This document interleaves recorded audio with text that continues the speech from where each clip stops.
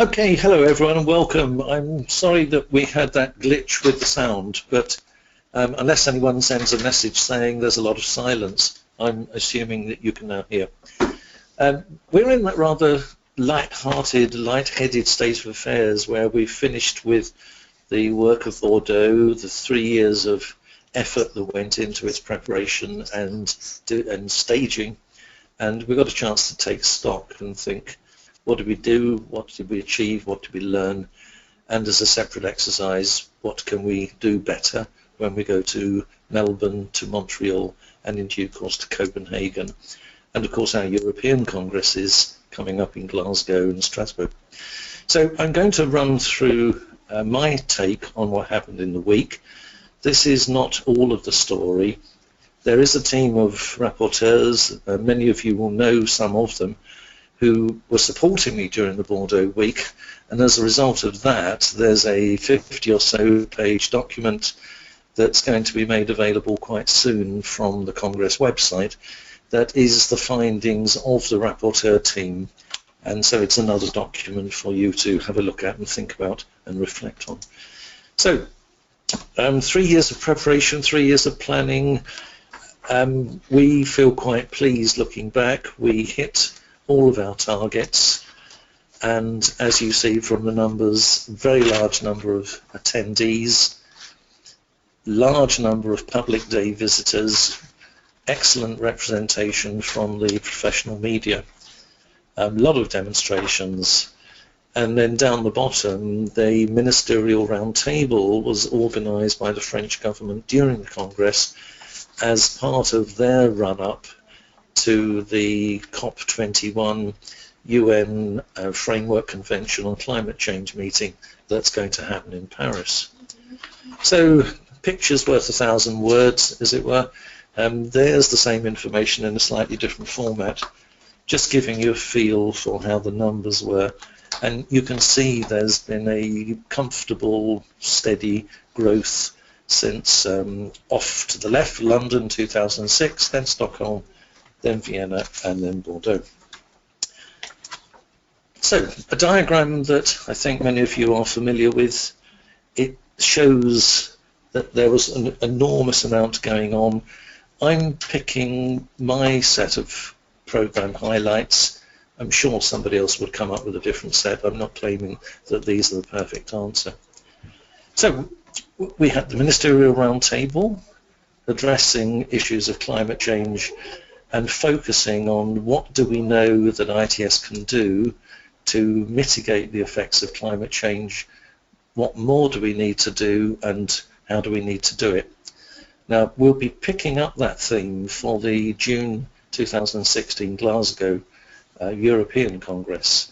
What's needed, or what more is needed for ITS to contribute to mitigating climate change. We had the opening ceremony and the closing plenaries, and then as always, we've tried to organise the event into a thematic day. Not everyone can manage to find the time for the full Congress, so as far as possible we try to organise it so that if you've got a particular topic interest, then there is a day or 2 days that match with what you want to do. We incorporated an idea we borrowed from Detroit, where it worked very well, the idea of having high-level policy summits where predominantly commercial representatives could come and talk about what are the big issues for them, what is it they need to know, and to the extent to which they can talk about this outside commercial confidentiality, and what are the ways to try and bridge the knowledge gaps. And then, in a sense, the total opposite. Instead of the high-level policy discussions by commercial people, trying to put across to the general public, members of the Bordeaux and the greater Bordeaux community, what's it all about? You have these events happening in your city.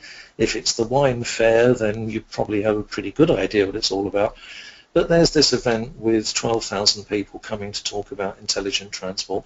What does it all mean? So these sessions were aimed at explaining to the Bordeaux public, this is what it means, this is what matters, this is what doesn't. For 2 or 3 years now, we've been trying to make a concerted effort to bring on the younger generation. And there were a number of initiatives that we tried with great success. I think anyone who was at the awards ceremony when the various teams competing in the hackathon and the 24 hours of innovation were there will remember that there was a certain energy and a dynamic that we have not seen before. Certainly these people didn't react to receiving awards in the way that distinguished international scientists and engineers normally do. We had our public day, which was again a bit like the general public sessions. The exhibition was open for anyone to come and see. And then at various stages during the week we had the keynote addresses by the people you see there.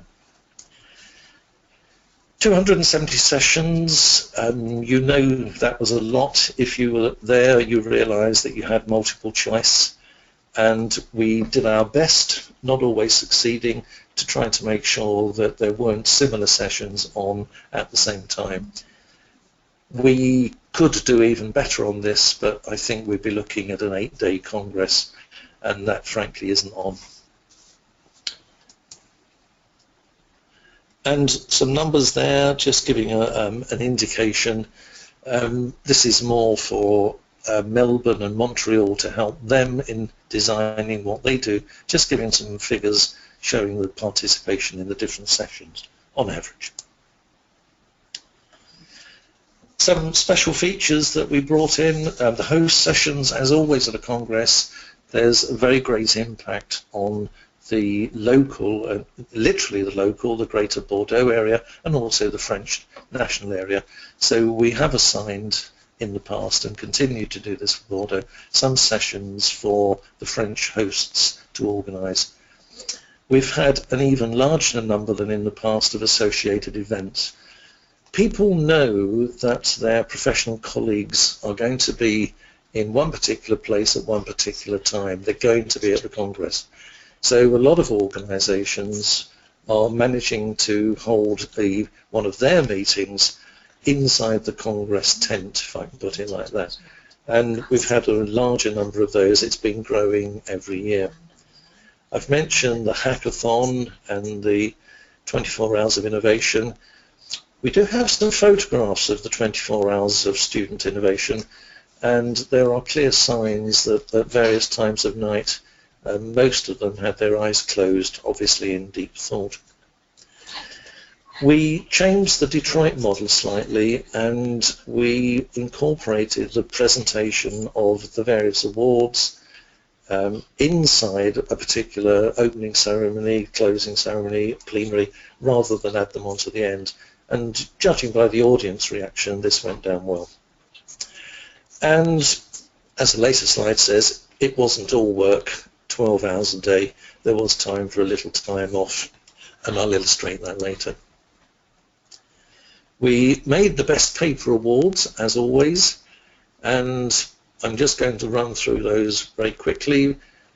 As always, immense competition. The standard just goes up and up, and the only people who complain about that are the judges, who have to try and separate the winners from those who didn't quite make it. And that was the best technicals. The judges could not split, and there was the best scientific. The Asia Pacific ones.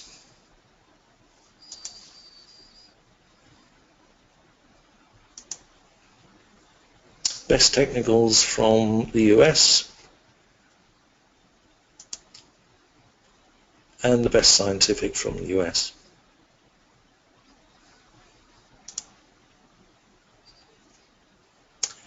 We also have a vote for all the delegates to vote on their Congress app. What did you rate as the best session of all those you went to? And delighted to identify there the winner of the best rated session.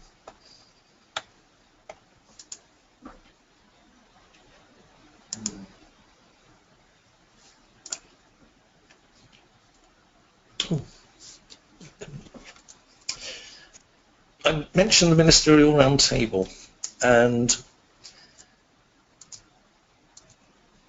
My apologies, I've got the slide building in the wrong order. Key points, 28 countries attended. In a sense, I think there was some happiness that it wasn't more. We were not the United Nations. We did not have the capacity to take 100 different countries, and the security was bad enough as it was, and I think it would have been disastrous if there'd been 100 different countries attending. Anyway, we had 28 countries, plus the United Nations, plus the International Transport Forum, plus EC commissioners, and of course the 3 regional ITS bodies were all represented. There was a lot of talk, as there always is at ministerial events, but what did they achieve? They adopted the Bordeaux Manifesto, and that is reproduced in the 50-page Congress report. And the key points coming out were recognition that transport is a major, and apart from energy generation, the major contributor to man-made carbon dioxide emissions, and is getting worse. There's a strong need, obviously, to try to reduce that, but at the same time maintaining people's mobility. And the Bordeaux Manifesto recognises that intelligent transport systems do offer solutions that cut emissions by the use of a more intelligent mobility. And there's a number of examples of topics that were being discussed at the round table.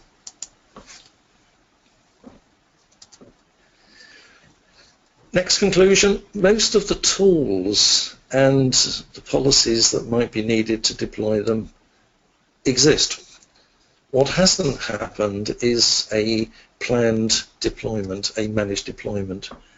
And there are some examples of the sorts of things that might be needed to get a wider and faster deployment of the ITS tools to try and do something about climate change.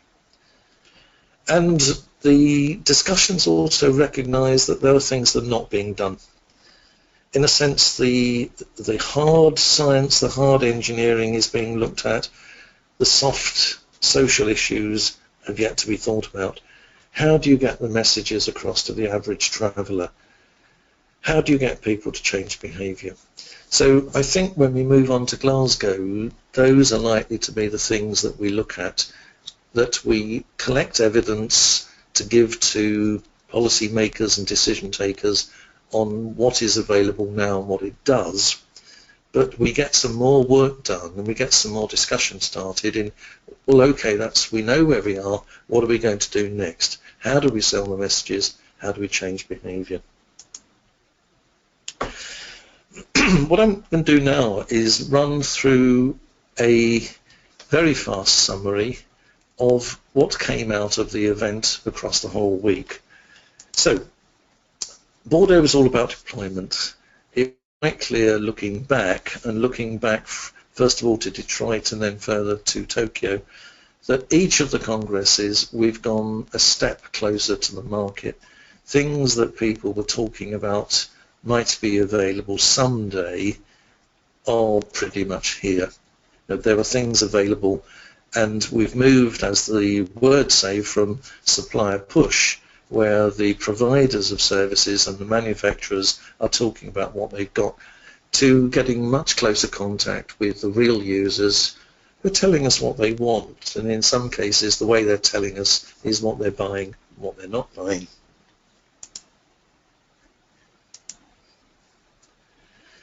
Recognition that although there's been a lot of change, it hasn't stopped. There is a great deal more to come. And because of these drivers that nobody can do anything about, everything becoming instrumented, everything becoming digitalized, everything is becoming interconnected. There were a lot of discussions during the Bordeaux week about open data, and in particular, what is open? What do the words actually mean? If it's open, how do I get access to it? What can I do with it? What am I allowed to do with it? Can I share it? And recognition that certainly in Europe, across the 28 member states of the EU, there are different answers in every member state to all of the questions I've just raised. So the Commission in particular are thinking about we need to harmonise the interpretations of open